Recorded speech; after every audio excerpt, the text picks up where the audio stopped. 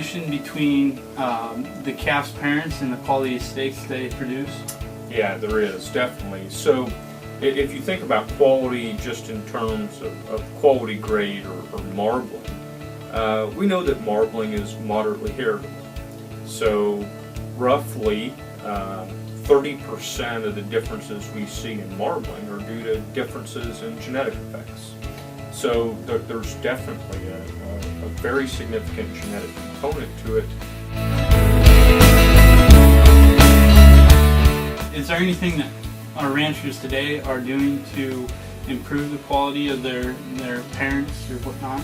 Yeah, so from a selection standpoint, really the overwhelming majority of the breeds that people would use would have EPDs or expected progeny differences for marbling.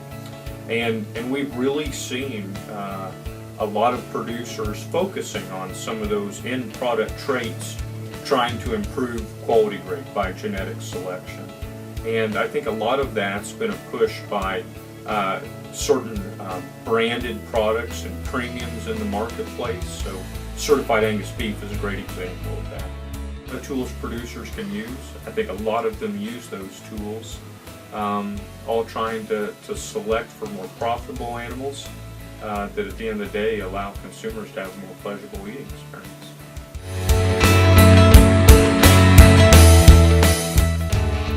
There are two major types of nutrition when feeding beef cattle. Typically, most people tend to prefer beef that is finished in a feed yard on a primarily grain diet. This is the most cost-effective and preferred by most. This helps ensure that the meat is graded higher. The more intramuscular fat or marbling, the higher the USDA grade. Many people prefer a more buttery and beefy flavor, which only happens when feeding a primarily grain diet. The other way to finish cattle is on an all-grass diet. Some people believe this is the healthier way to raise an animal. Although there is no scientific evidence backing the argument, some people claim that the grass-fed beef is healthier for human consumption. The grass-fed animal is going to be a lot leaner and makes it tougher to cook. Some people claim the meat is lower in calories, contains more omega-3 fats, and other various vitamins. Although this may be true, many argue there is not enough evidence that grass-fed is beneficial to the human's health.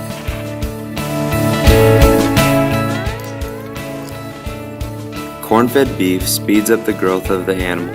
Slaughtering the animal at an earlier age will improve tenderness.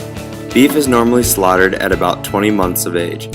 When the animal starts to have calves or grows very old, then the amount of collagen linkages in the meat begin to become stronger, decreasing the tenderness in the meat. When the animal is allowed to get too old, the meat should no longer be used for products like steak, but rather tenderized for other purposes.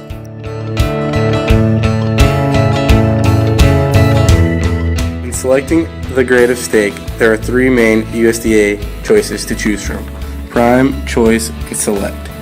Prime is the highest content of fat, is generally more expensive, but is also tender and from younger beef. Choice is the second highest grade and is the most common in restaurants. Select is the leanest steak grade and is also the cheapest.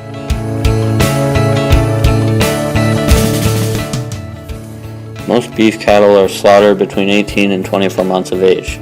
This is because the cow's collagens have not connected yet, so the beef is more tender. Dry aging beef is allowing it to hang unwrapped in a refrigerator under controlled temperature and humidity. Dry aging allows the beef to lose moisture, which concentrates the flavor, but causes it to lose about a fifth of its weight. Dry aging causes the enzymes to break down the connective tissue of the beef, tenderizing it. The process of dry aging has to be done at near freezing temperatures to help keep the meat fresh.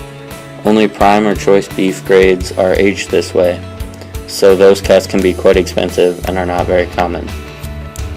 Wet aging is the same process as dry aging, only the beef is wrapped in vacuum sealed bags. This helps the beef retain the moisture. When cooking meat, rare or medium, it is important to be safe. E. coli can be present on the surface of a whole meat cut, such as steaks or roasts, so cooking them to an internal temperature of 145 is sufficient. but ground beef has the potential for bacteria such as E. coli to be mixed throughout the meat, so it should be cooked to 160 degrees.